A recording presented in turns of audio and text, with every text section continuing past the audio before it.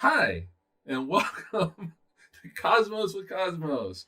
As always, I'm Mike, I'm Liz. and Brandon is On somewhere. assignment. He's on assignment, so he's not World here. traveler. But he is kind of here because he's in chat. But anyway, today we're going to be talking about dark energy. Ooh. Yeah, Mysterious. to go right along with the dark matter episode that we did last time. Yes, so check out the dark matter episode on all your things that you can find us on. Why don't you go ahead and do that? Okay, all the things. Twitter, @DrinkingCosmos. Everything else, Cosmos with Cosmos. Find us on Spotify, Anchor.fm, whatever podcast platform you listen to. And follow us and like us and, I don't know, send us good wishes. I don't know. Or negative ones. I don't know. Whatever you want to do. Prefer the good ones. Prefer the good ones. Take the negative ones. Because you can grow from those. Before we get into things, what you drinking? Oh, I am drinking the Big Slurp. The Big Slur. And this is a concoction of cherry vodka, amaretto, orange juice, and cranberry juice. Yep. The Big Slurp. Yeah. It's just wait till you hear what the Big Slurp actually is in science. It's great. I had never heard of this until I was doing research for dark energy, and so the Big Slurp. We will no matter what, we will get into that. Oh yeah. Today. And I'll be slurping the whole time. I am drinking what I'm calling the greatest blunder. Ooh. I hope the drink itself isn't a blunder. I don't know. You haven't tasted it yet? Haven't tasted it yet. Okay. No, actually, no. Okay. Nope. Okay, it's not a blunder. I wasn't sure about one of the things that I put in well, it. what is it? It has orange juice in it. All right. As your mixer, but it has its main alcohol is rum. Ooh. With a side of cherry vodka. Ooh, a side of cherry vodka. A side of cherry vodka. With mango simple syrup that has been added to it. It's actually mango syrup. Okay. And topped off with a couple spoonfuls of blueberries. Oh, look at that. It's very tropical for a very cold ass day outside. So okay, very cool. I wasn't really quite sure how the cherry vodka was going to go with it, but I was like, you know what, I'm going to go all in on it. And it is nice and tropical. That's delicious. So speaking of Katie, oh yeah, buy her shit. Buy her shit. Is that the sales slogan? Yeah, buy her shit. Buy her shit. She's got great art on Etsy. Wild Ixia. Wild IXIA. Check it out. She is an amazing artist. And I'm biased, but I'm also not biased because you can look at her shit and see for yourself. Anyway. And as always, look up Ron Proctor on YouTube and all the things as well. Amazing science communicator, and he's teaching the world. So look up his stuff and check us out on the shots. The shot every other Wednesday. Every other Wednesday. Yeah, How many we got now? I don't know. The spectroscopy episode just came out this past Wednesday, which is going to be it's irrelevant when this show goes up, but yeah, I know, right? Anyway, check it out. Little bite-sized, shot-sized morsels of science down the hatch for you, quick and easy. While we're drunk. Yes. And while some of us get even more drunk, because of the way we do it. And as always, we got some rules. Anytime there's a puppy bark, which who knows what's going to happen. Jack is on patrol. He's looking out that window. I'm pretty sure he's going to bark at something. He's ready to sound the alarm. He's ready to sound the alarm. And anything that comes by. Dogs, leaves, birds, whatever. Any kind of Star Wars reference or Lord of the Rings reference. Take a drink. Yes. And all right, cool. So let's dive right into it. Dark energy. All right. So first question, what is it? Yeah, what the fuck is it? Because we talked about dark matter, which is matter we don't know what it is and can't see. So I'm assuming dark energy is like energy we don't know what it is and can't see. Exactly. All right, we solved it. Episode over. It. Thanks for joining us. Follow us on all the things. We'll see you next time, everybody. We'll see you in 2 weeks. Cheers. And in 2 weeks, we'll figure out what we're going to talk about next. But dark energy is a form of energy that exerts basically a negative repulsive pressure on the universe, which causes the universe to accelerate as it expands. Oh my gosh, on YouTube. Thank you. I put the title as What is Dark Matter instead of Dark Energy. Well. Hey, really? There we go. Yeah, All that's what you said. All right, that's what I did. I see matter Okay, well, right now. whatever. It's dark energy. Yeah. Whoops. So can we change? We'll change it in post. Yeah, I don't know if we fine. can. Whatever. Yeah. So it's not directly. I mean, you can't see it. But we see its effects on the rest of the universe. Namely, that the universe, the expansion is accelerating. Oh, okay. So it's just like, just pushing. It's just It's going. pushing. Yeah. Pretty much. It's why. blowing. Yeah, I don't know. Blowing everything out as it goes. Yeah, so it can't be felt. We can't feel it. We can just measure like, hey, this star or galaxy, I guess at this point, galaxies. These galaxies aren't where they should be based on the speed of light. No, all right. We'll let fancy physics man who knows science. Based on the expansion of the universe, and so basically, all right. So that actually gets into kind of how they discovered it. Oh, okay. So all right, maybe we should start the story from the very beginning. Yes, you like to go in a I do like for it motion. to be linear in history. Because that's more elegant. I know what I'm being made fun of. No, I really. No, it seems illogical to me. It's more Vulcan. It's more Vulcan. All right, let's start at the beginning. All right, and by the beginning, I mean like 100 years ago, 1917. Einstein, he releases the general theory of relativity onto the world, and it becomes really quite apparent really quick that if you look at the equations, Einstein's equations, that the universe should quickly collapse in on itself. Oh, that sounds fun. Yeah. We'll talk about that in a little bit. Yeah, and so that basically the universe can't stay static. It either has to be expanding or it has to be contracting. It has to be moving somehow. All right, so it can't hover like a helicopter. No, can't hover like a helicopter. Einstein does not like this. He hates this. He's a steady state guy, believe it or not, even though his equations call for a big bang. So... can't very check that data, Einstein. So Einstein puts in a little Greek letter. Actually, it's a big Greek letter called Lambda, capital Lambda. A capital Lambda. Yeah, so it looks like an upside down like triangle. Oh, but it has like a little tail on it, right? Does it have like a little tail that comes off to the side? I don't know. It's like a triangle, or is it just a triangle? No, the triangle is delta. Yeah, but Lambda has like a little tail. Yeah, look it up. All right. Look it up. So capital Lambda, he puts it in his equations, and what this is supposed to do is to prevent the universe from collapsing in on itself. Okay. And so that the universe is static, which makes Einstein happy. Yes, he just wants things to be as they are. Well, a few years later, in the 1920s, Edwin Hubble changes our view of the universe really quickly. Bad boy. What you gonna Throwing a wrench into shit. Yep. He finds that the universe is actually expanding. Oh, yes, because he observed galaxies. Yeah. And they were redshifted. Yes, and so things are moving away. Yeah, so things are... I just like to show I know some things. You know a lot. Don't do that. You know a lot. Quick question, quick trivia. What university did Einstein go to? Berlin. I don't know. I don't know. Okay, Brandon, you got to answer your own question now. I think it's in Berlin, I think. So, yeah, you can look that up. Anyway, Hubble shows that the universe is expanding. Einstein realizes that lambda is no longer needed in his equation. He removes it because the data said remove it. Remember the good old days when scientists and people would actually rely on data? What? Such good days. Oh, man. Yeah, so he removed it from his equations and he called it the greatest blunder of his professional life. So there we go. Turns out, might not be such a big blunder. So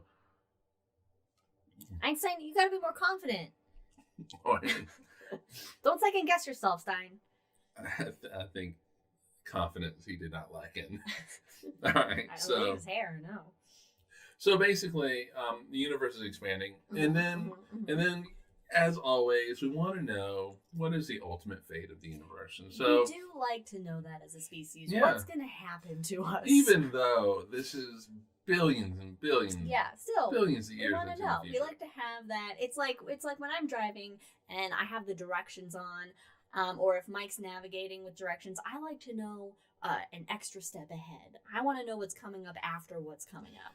I don't like that because it he just does not confuses like that. me. I have to have like an extra forewarning. So Well, anyway, so the big question was going to be for the universe is, are we going to continue to expand, except the expansion is going to slow down? Or is there going to be kind of a collapse in on itself, which actually has two kind of things. So it can collapse in, and we call that and it just ends, and we call that the big crunch. Or it can collapse in and then have another big bang, and that's called a big bounce. Oh. So it's this oscillating universe. I wish there was a crunch sound effect that would go along with the big crunch, and also a sound effect for the big bounce. Like it's like a boing, like there's an actual, boing. Yeah. Also, we missed your joke. We missed your joke completely, Brandon. We may have gotten it if you were here, but. Oh, he went to steady state. I got it. Hey, leave it to the professionals. Yeah. Seriously, what are you doing, man? Come on. All right. So basically, when we look into the universe, what they were wanting to do was they were wanting to find evidence of, are we slowing down? Oh, and, so, it looks like it could be a big crunch bounce situation. Right. Well, they want to figure it out. So if they want to understand the amount of mass in the universe and whether or not that mass is enough to pull the universe all the way in and big crunch. Okay. Or is it just to kind of slow it down? And so basically they're trying to measure that rate of slowing because that'll give you an idea if the universe is basically going to kind of just expand forever but slow down, or if it's just going to collapse in on itself. All right. So that's what they were looking at. All the way up to 1998. Until 1998? Yes, because shit happens in 1998. Yeah, let's see. That's a year after Titanic came out. Man, late 90s. That was good. That was good times. Mm-hmm. That was good times. Good music was gone. Well, it was transitioning over into kind of a crappy time. Yeah. I have become old. Anyway, in 1998, there were two teams, one in Australia and one was an American team. But what they were looking at were type 1a supernovas, and they were looking at the supernovae in the what we call high redshift supernovae, which means they are in galaxies that are very far away from us. And just type 1a, those are the supernovae that go the big booms. Those are the binary ones. So those are the white dwarf ones. Oh, okay. Yeah, so Eve 6. I like how we both go, oh, Eve 6. Oh, God, no, Jack. Get out of here. One Direction for life. That's 2008, Jack. 2010s, right? Anyway, they're studying these supernovae, and what they found out. All right, so let's get into what it is, like you were trying to do. Yes. A type 1a supernovae is 1b is the ones that go to big booms. Oh, okay. I was off the letter. The 1a has a white dwarf, and going around it is another star. Okay, white dwarf being like what our sun's going to to turn into after it dies. It's a dead star. It's a dead core of a mass star. Sunlight star. It's a degenerate matter. Degenerate matter. I should have named my drink that. Oh, shit. That's great. That is a good name. Oh, that's a good band name, too. All right. I'm sorry. Focus. It's a good punk band name. It really actually is. Yeah.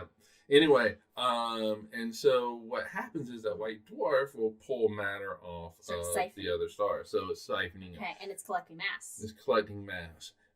And so the mass collects and collects, and it gets hotter. The white dwarf becomes more massive.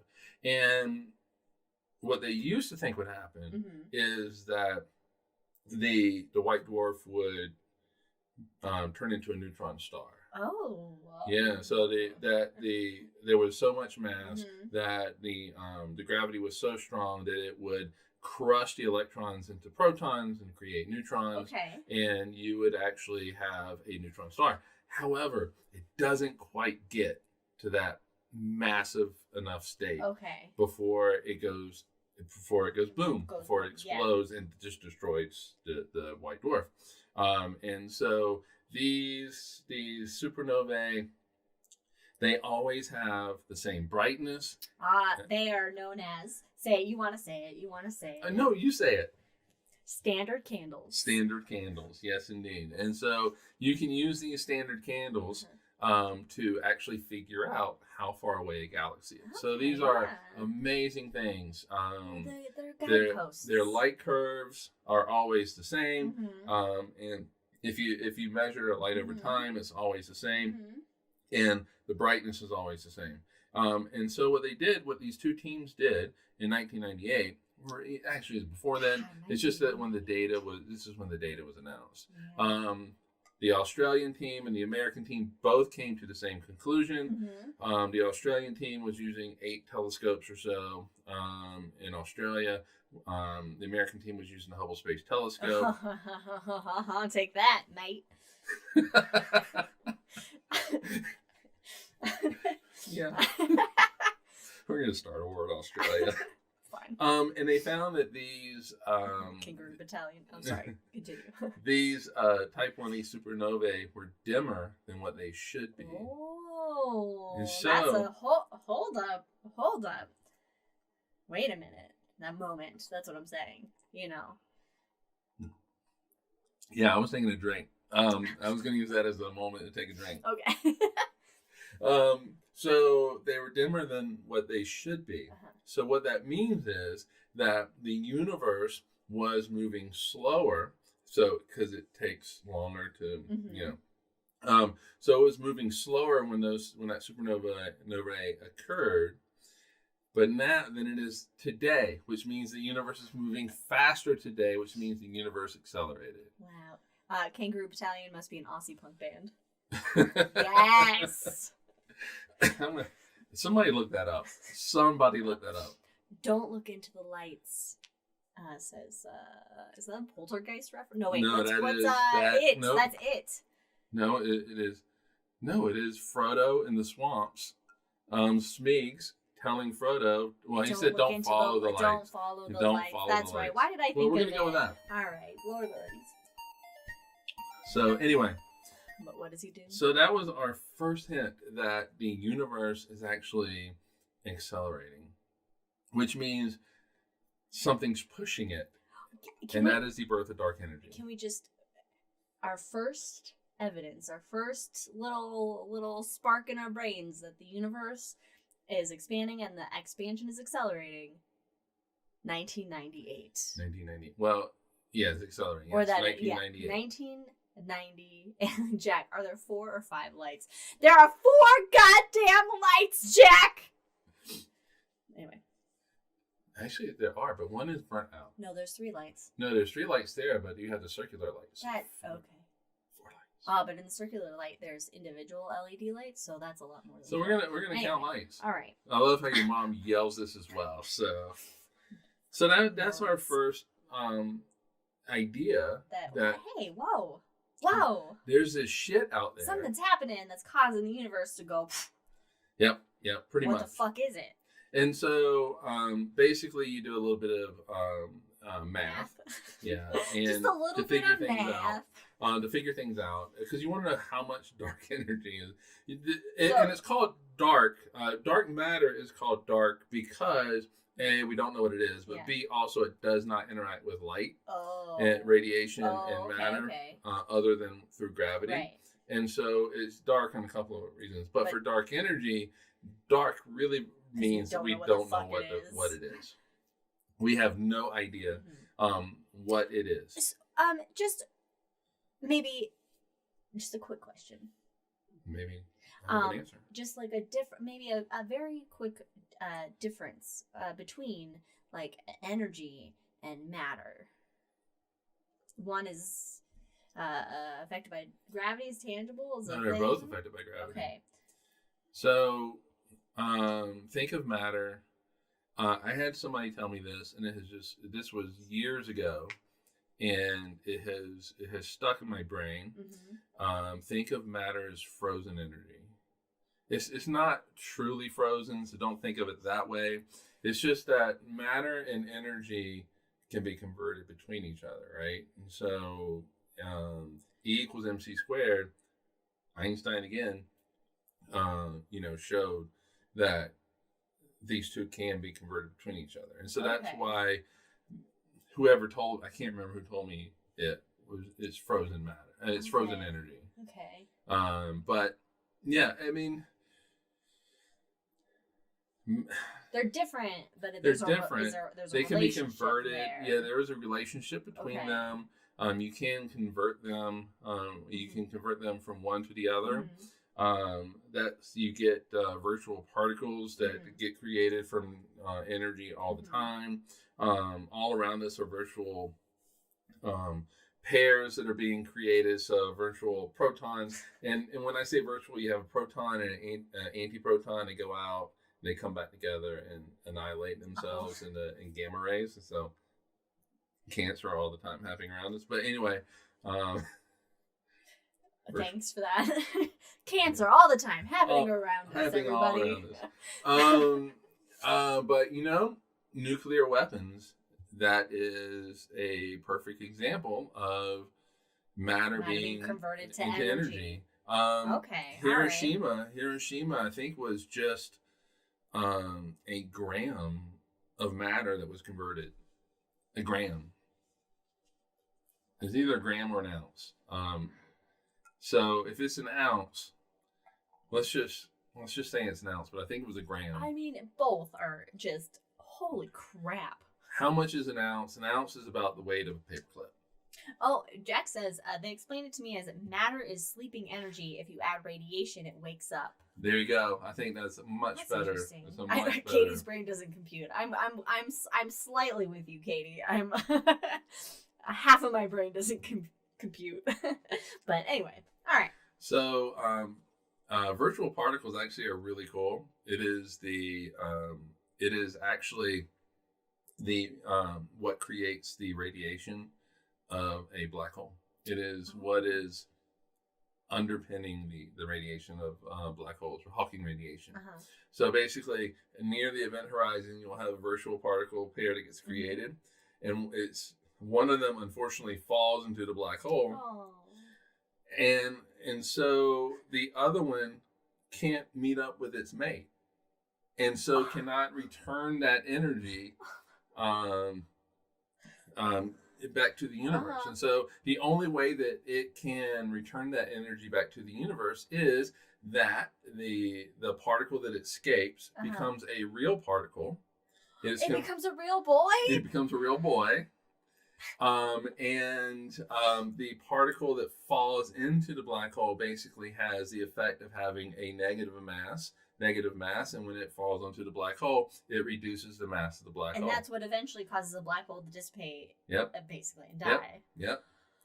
Wow! I like how we always eventually degenerate into black holes. But anyway. And the amount of radiation coming from the black hole is inversely related to its mass. So the bigger the mass, the dimmer that black hole is. It's not putting out as much radiation. But the smaller it is, the more radiation it's putting out, so the quicker it evaporates. Oh, interesting. It's like the opposite of stars. It is the opposite. Brandon says 700 milligrams in Hiroshima. So roughly less than 1/3 of the mass of a dime. So not a lot. Not a lot to make a big boom. Make a big boom. And we have figured out to make bigger booms. And so, because we basically want to kill ourselves, what we want to do. But anyway, reining this back in. Yes, you're the host. It's, you know what? I'm just here for a good time in science. All right. So as always with physics, when you discover something new, you take a step back and go, "Oh shit! Wow, really? This is cool." Hold on. You have to think about this for a minute. Oh, and by the way, Nobel Prize did start a flowing for the dark energy discoveries. I would think 2011 and 2019. I would think so. That would be a big prize winner there. Yeah, so 2011 was the first one that was for dark energy specifically. 2019 was kind of wrapped up into other accomplishments from this winner. So the question becomes, how do we explain this? What are the candidates for explaining this? Yeah. And there's really has come down to really three. Three. So far. Three candidates. All right. First one, Einstein's lambda is real. The lambda is not a lie. Not a lie. It's real. Or a blunder. Too bad Einstein's not around to see this, but it's a lambda. Sorry, I had to get that out of my system. Okay. Take a drink just for that. It is completely unrelated to anything. Jeez. Drink for Liz, jeez. That actually was pretty good. That was good. That's what I'm here for. See? Completely unrelated, but good. So maybe Einstein's lambda is actually correct. Okay. And we just need to kind of add it back in. However, though, it is, we kind of really need to figure out what lambda looks like, because it appears that lambda is actually stronger now. A dark energy effect on the universe is stronger now than it was in the past. So it is time dependent. Okay. Just what is lambda? It's a number? It's a number. Well, it could be. I will never edit that out, Jack. It was genius. At this point, it's not just a number. Okay. It's going to be time dependent. So it's going to have a little variable in it. All right. It's time sensitive. It's time sensitive. Okay. But yeah, I mean, basically, think of it as a number. Okay. And its whole function is to explain this piece. Dark energy, basically. To explain the accelerating part. Its whole job, Lambda's whole job, is to push the universe out. Okay. All right. Because all the matter that's also in Lambdas Bread, Brandon. Oh, Lambdas Bread. Lambdas Bread. Brandon's going to bed, so we're just going to say goodnight to him because he's got to work in the morning. Good night, Brandon. Good night, Brandon. Sleep tight. Don't let the bed bugs bite, as my grandparents would say to me. Yeah, you definitely don't want to have that happen. No. But anyway, so all the matter and energy is wanting to pull the universe in. Remember, matter and energy are kind of equivalent. Yeah. And so all this matter and energy are wanting to wants to come together, because it wants to be like, hey, we want to be like as least energetic as we can. Right, and so lambda is to counteract that and to push out. Oh, okay, all right. It's adding a force. Actually, did you say new force? I said it's adding a force. It's adding a force. Nice segue, maybe not intended, but nice segue to dynamical energy fluid or field, the second candidate. Dynamical energy fluid was almost my drink name. Yeah, there was actually a debate. About it. We had a true conversation about it.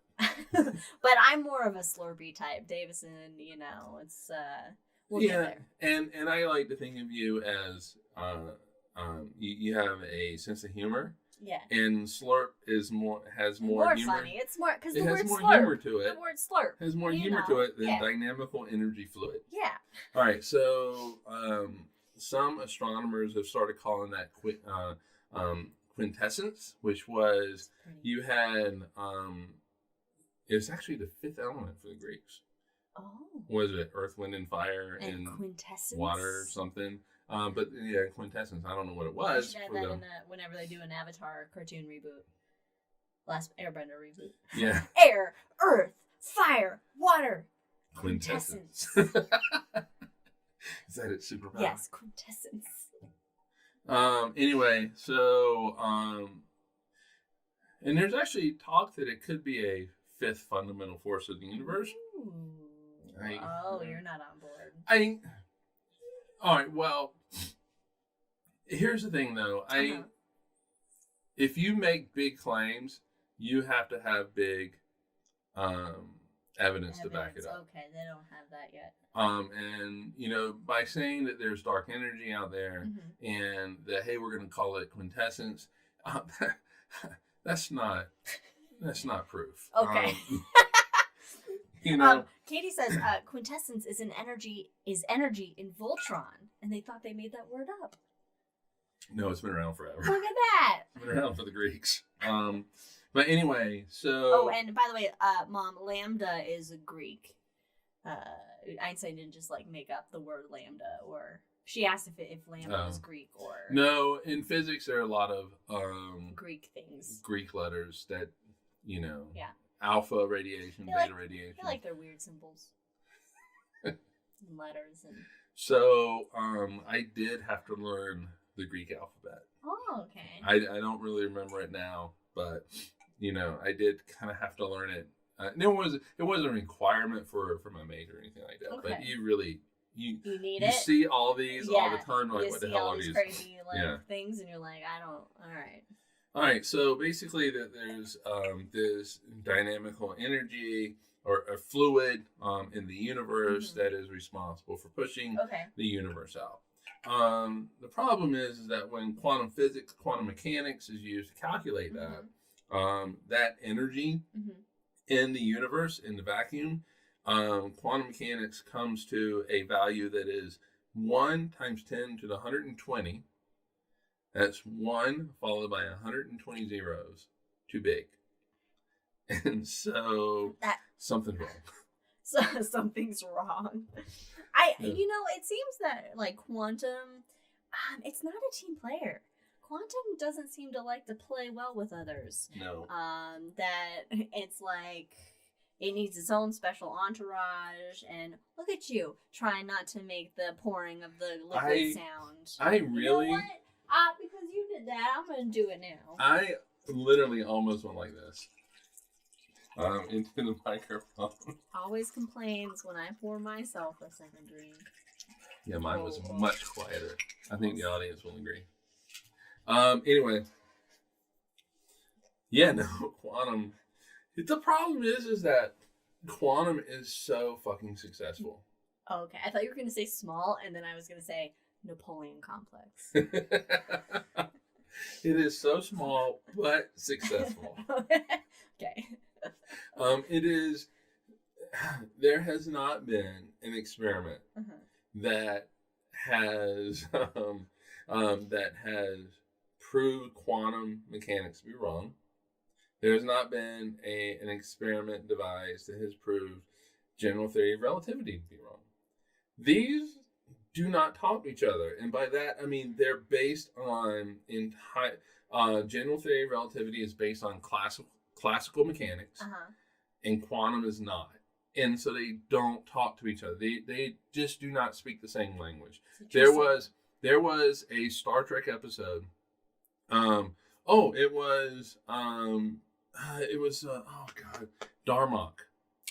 The Darmok. The fields are open. I don't know. And so they just did not know how to talk to each other. I mean, of course, Picard figures it out. Finding a way. Yeah, but they don't talk to each other. Currently, we're still in we don't know that they're speaking in fucking similes or whatever it is, metaphors. So the third candidate in all this is that maybe Einstein was wrong. For shame. Yeah, and so the problem is that whatever replaces Einstein, if you make this statement, Einstein was wrong, and let's be honest, fundamentally, because quantum mechanics and general theory of relativity don't talk to each other, Einstein was wrong. But the developers of quantum mechanics were also wrong because they don't fundamentally describe everything in the universe, right? Yeah. So you do need that theory of everything. Okay. So, but maybe Einstein was wrong. But whatever replaces Einstein's general theory of relativity must talk to quantum. Well, it's going to have to talk to quantum, but it's also going to have to make the same high precision predictions that general theory of relativity makes as well. So Einstein might be wrong, but he's not wrong by too much. But I mean, dark energy, holy crap, what is it? We don't know. We have absolutely no idea. It's just something there that's creating a force. Yeah, pretty much. And so that actually, dark energy has big implications for the future evolution of our universe. Go ahead. Is it the force? The force. Is it the force? In terms of now we gotta take a drink. May the force be with you.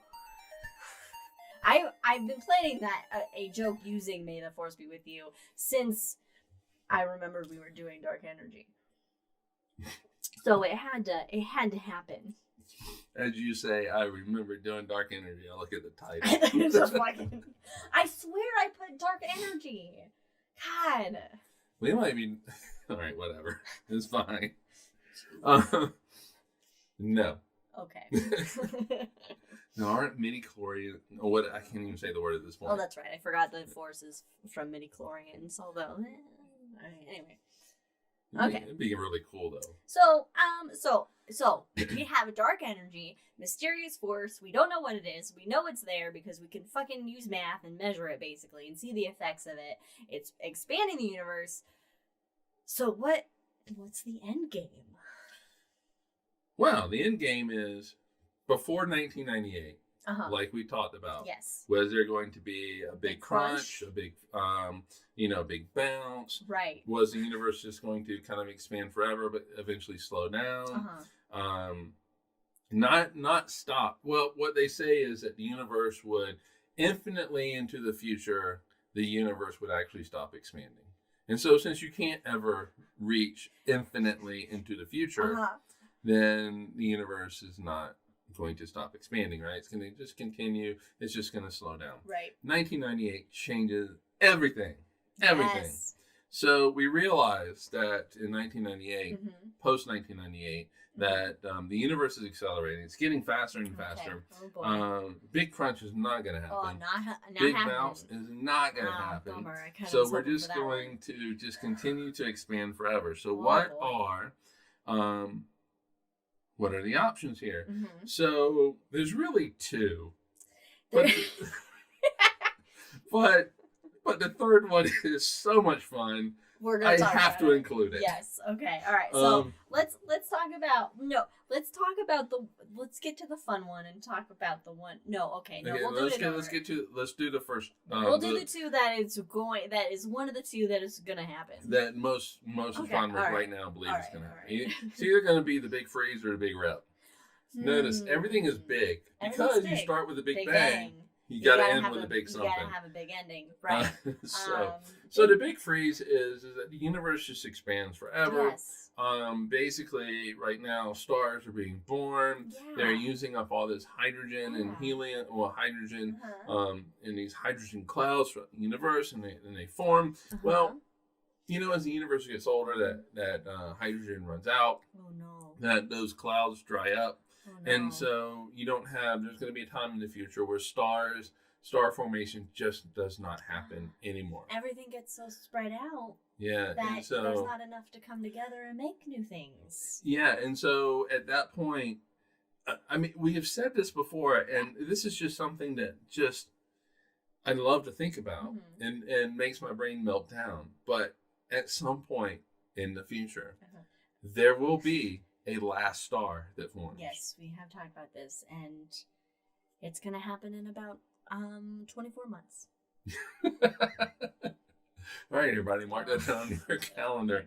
I mean, we're talking April 10th. We're talking what's greater than trillions plus what's greater than trillions? Oh, is it quintillion? Like how many? We're talking a long. You're talking a long time. long time. Right. And so these stars form. Mm-hmm. They live their lives, and then they die in one way or another, supernova, or just kind of fade away like our sun will. And they are going to become cold embers in space, and they will have radiated out all of their energy because all the gas and dust that they slough off in their death throes. There's not enough for it to interact with to make and they're cooling down. They're radiating energy, which allows them to cool down. And actually, they become the same temperature as the universe, and so the universe just kind of freezes out. That's one way. That's fun. Another way is the Big Rip. Hey, yep. Sounds dramatic. And it's scary as fuck. Oh, this is exciting. I like it. So, I'm on board. At least with the big freeze, for a bit, you can make a little campfire and keep yourself warm. Not and for then long. slowly freeze to death. Yay! Not long. Before is you it like freeze if to you death. get stuck on a fucking a mountain like Everest, and you're just like, well, You're gonna I got some hand warmers that'll last a bit, but after that, I'm gonna die. I'm just gonna take a cold nap. This just allows me to make my peace with the universe. Anyway, so the Big Rip is basically the universe is going to accelerate faster and faster and faster. Eventually, space-time is accelerating so fast that at first the galaxies begin to rip apart. Yeah, right? And then the stars begin to rip apart. Then planets. What? Moons. How? Asteroids. I don't get it. My comets. brain is breaking now. Well, space and time are going so fast.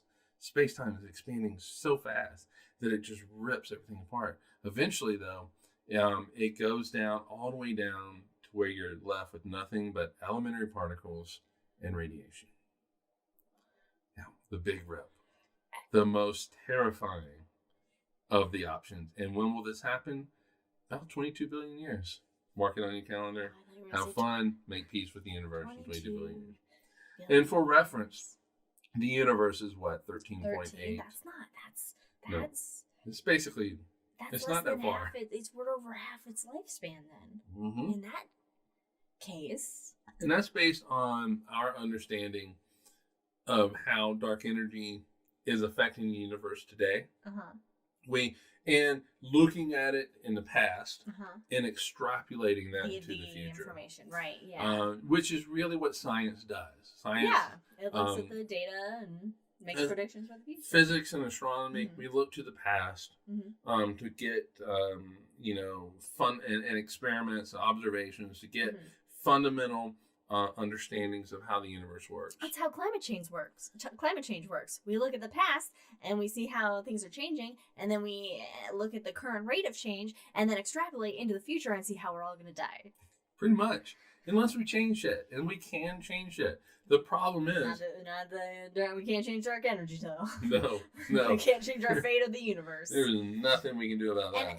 But my mom says, and no one to document, so no one to know. But there could be life out there that gets to be around for the Big Rip and see. Well, no, because remember, everything gets ripped apart, and so even amoebas. Yeah, but could they be like, oh shit, I'm getting ripped apart now?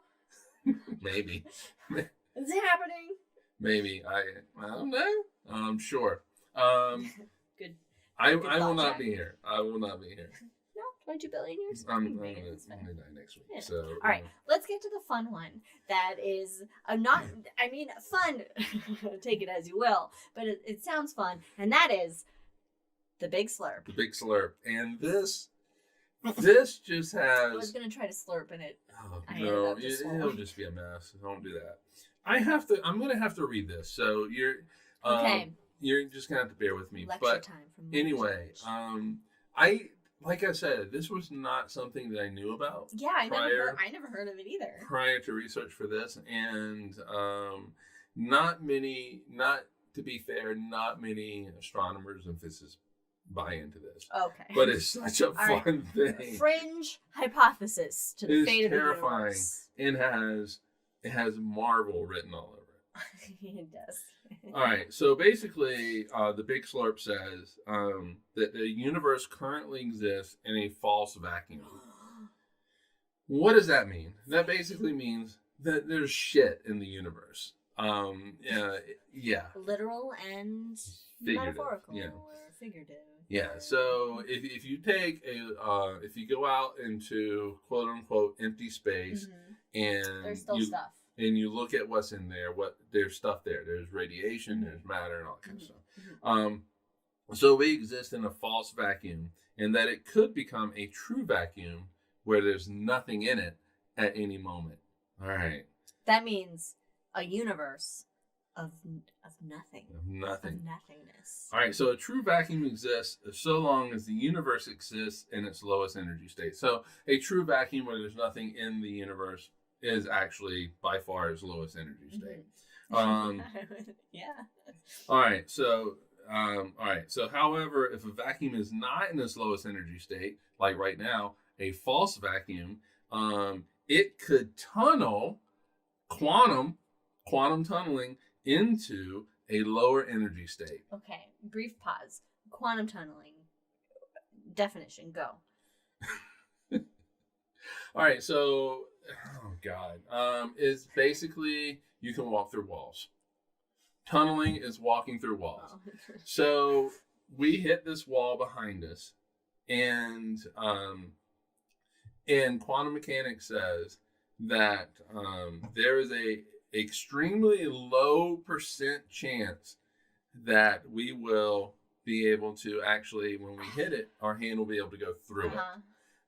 It's extremely low, and if you hit it constantly, it would probably take you longer than the age of the universe to actually have that one time in which your hand goes through the wall.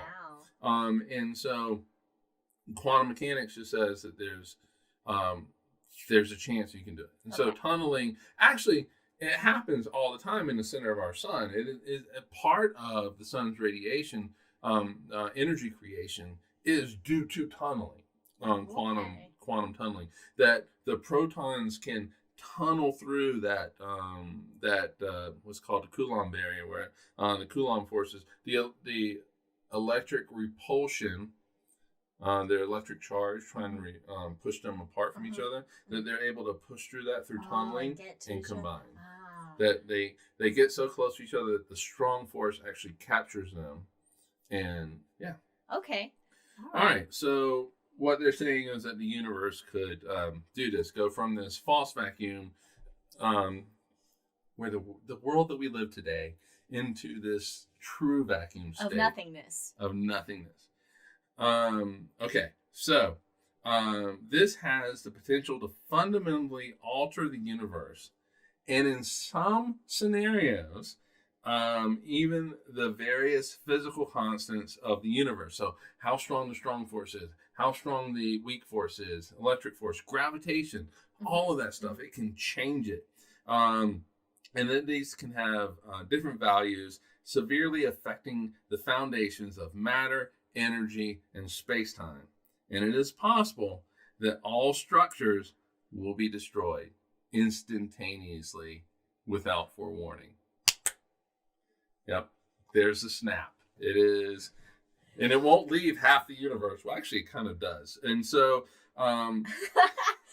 however, only a portion of the universe is actually affected by this, is only destroyed by this. Because the Big Slurp can only happen at the speed of light. And so there are galaxies that are further away because of dark energy. Yep. Yep. So the Big Slurp might be happening right now. So just everything that it could just instantaneously not exist anymore. Yeah, it is. It's Thanos. I mean, it really is. It is. This is. They should call it the Big Marvel, because that's exactly kind of what the Big Snap. The Big Snap. That's what it is. The Big Snap. So no dust would be left behind. Yeah, my mom's mind is blown. My mind is like just half. It's 90% melted. I can feel it dripping down the back of my throat. That's pretty gross. Very gross. It's good. Yeah, and actually, of all of them, That's what I want to happen. I mean, well, it'd be painless. It would be painless. It'd be You're not freezing to instantaneously. death. I don't know. Yeah. Um, But I mean, at least with the other two, we know. All right, we got tens of billions of years. yeah, we have other things we need to worry about right now. Yeah. Yeah, At that point, I think it's great to know how the fate of the universe and to it's understand. fun to figure out and try to understand like everything that's going on, because I mean that just helps you just realize prepare your retirement. Yeah, you know, I mean, even though it's like moot for our lifespans, you know, being able to understand that helps us, you know, what new doors, because every time we've you know, learned something new about the universe, whether it's at a small scale with, you know, just the species on the earth or the earth itself, to the large scale with, you know, dark energy and whatnot and galaxies and stuff, you know, every time we've put that intellectual effort into, you know, understanding things, then a new door always appears. Right. You know, there's always something new that's like, wait a minute, hold on a bit, you know. Mm-hmm. And so it's like these constant doors of understanding that we're finding and then opening, and it's like almost endless in what we're learning, you know. So we have so much time to then explore and learn about where we live, and then use that to just get a sense of ourselves and our place in it, and hopefully it makes us better and kinder, you know, a species to be around. You have a long way to go with that, though. You do. I do want to get to two things your mom says. Okay. Could be happening somewhere. Yeah, it could be. And the good news is it's not happening here. And so, yeah, it is further away. And so it's not happening here. The second thing is, quote, I feel very small and insignificant, which I actually have heard a lot in my time on this planet. But here's the thing, though, with that statement is, yes, as our understanding of the universe grows, as our observations of the universe, as we add those chapters to the book of the universe, yes, it does make you feel small and insignificant. However, I do want to point out that our brains are able to understand and comprehend the universe. And that makes us much bigger than how we may feel. Does that make sense? Yeah. Because I feel like it doesn't at this point. We are not as small as we think we are. We are not as insignificant as we think our brains are wired in such a way.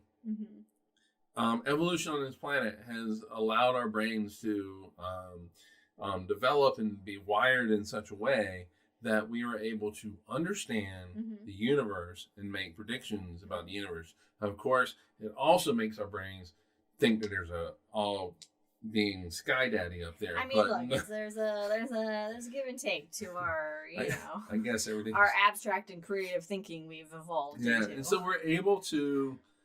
I just don't think we are small. Well, and you know, I think of ants. Like, to us, ants are small and insignificant creatures, but ants by far outnumber people on the earth, I assume. But I mean, they've created their own air conditioning system. Like, they you know, ants and bees and these tiny, small, insignificant, what we think is insignificant creatures on just this planet are responsible for the supporting whole ecosystems and, you know, life on this planet. I mean, you take away the bees, save the bees, you know, we're fucked. Any of these small, insignificant things, you know, without them, we wouldn't have the world that we have, you know. So even the small and seemingly insignificant is actually very significant. And the fact that the universe itself, it's not a great place for life. It's very hostile to life as we know it, I should say. It's actively, not consciously obviously, but it's actively trying to kill you in a sense, you know. And the fact that, you know, circumstances, you know, luck, be it what have you, have allowed us to be here and exist in this universe, and not only just exist but be aware of a larger universe. That's amazing. That is really cool that we get to experience that. And I personally, I don't owe that to any kind of higher being or anything. I owe that just to fucking thanks parents. I don't want to think too deeply into that, but thanks parents. But no, I mean, what I'm saying is, like, I lost it now, but I owe that just to the circumstance and luck and conditions that have happened in this one small region of the universe, in this solar system, small corner of the universe. Whereas the Earth just happened to be like, I'm in a good spot, and it's been able to, have certain things that have allowed our form of life to exist. And it is amazing that we're here and we can understand shit, and that makes us, I think, just giants in our own right. We're not insignificant. Right. We're a part of the universe, and, we are living our lives as, we see fit. Right. And, we're fortunate enough to where we have developed things, language, mathematics, which is a language in and of itself. Weird language. Squiggly lines and hardly any numbers at all. And letters from other alphabets. But anyway, that we're able to, stand on giants. Stand on the shoulders. I mean, it's huge. I mean, it's pretty cool. Just, we just get to be alive and be aware and see shit and just enjoy it, and then we die and that's it and whatever. Cool. But at least we're a part of it for a blip. I mean, when we look at animals, we're animals, but when we look at like dogs and horses, they do live on like the knowledge that their ancestors have learned over. Oh yeah, that instinct and that just it just is part of genetics, evolution. And it's genetic, but it's also like a lion. A lioness teaching her cubs how to hunt. Because the lioness learned it from there. Yeah, and so forth and so on. But we do that as well. We do it at school, but we're able to actually add so much more to that.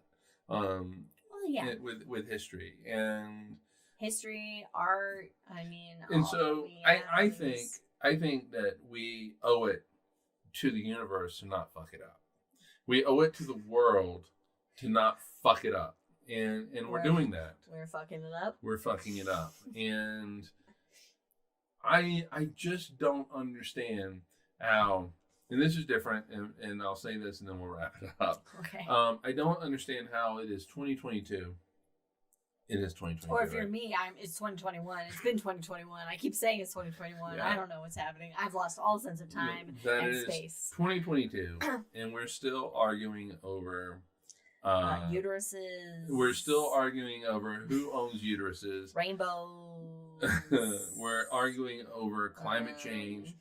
I mean, the climate change argument has been going on since basically the 70s. Very long. 50 years. Yeah. And why are we still debating this? God, who cares? We're use the sun, people. It's got so much fucking energy. We're passing bills that say don't say it.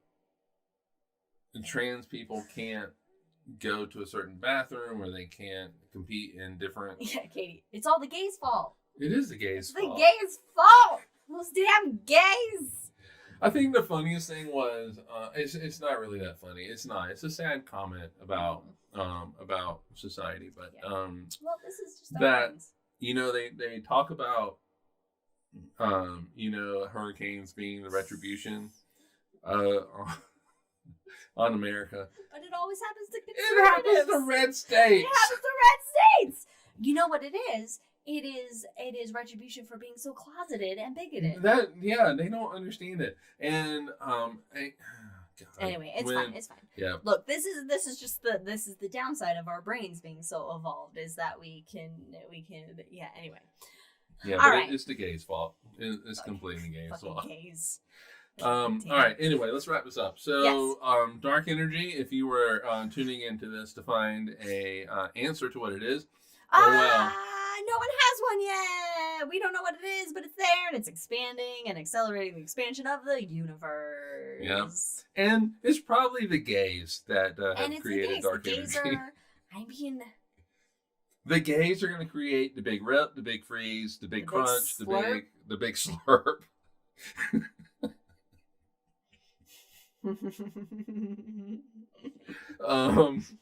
It's just the gays' fault. I think that's how we end it. So thanks for joining us. Dark energy is, we don't know what it is, but it's really a lot of fun. It's really fun. It's cool. It's crazy. Yeah, and join us next time. It'll be in 2 weeks. We will decide what that topic is the day before. And check out The Shot coming out every other Wednesday. The who? The Shot. Oh, I thought you said shout. Oh. My ears heard shout. The Shot with Cosmos, which will be coming out. The next episode will be coming out not this Wednesday, but the following Wednesday. And like us on all the things. Like us on all the things. And if you are going to stick around for The Hangover with Cosmos, where we're just going to talk about random stuff and be probably hangover-y. Moonfall. Oh my God, yes. Holy shit. All right. Oh God, too bad Brandon went to sleep. We'll see everybody in 2 weeks. Bye, everybody. Thanks for joining us.